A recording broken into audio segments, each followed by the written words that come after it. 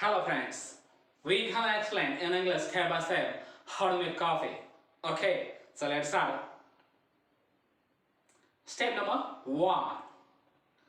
First of all, collect some utensils on platform of kitchen like a bowl, tongs, cups and so on blah blah blah. Step number 2. Take the bowl and pour some milk into the bowl as you need and drop a spoon sugar as you need. Step number 3. Pile the gas and put bowl on the gas and wait on the hot milk. Step number 4. After hot milk, catch the bowl by turns and stop the gas and pour hot milk into the cups. Step number 5.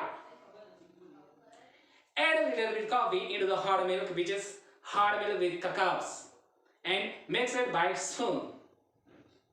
Our coffee is ready. We can enjoy with friends and family. Okay, we can sip it.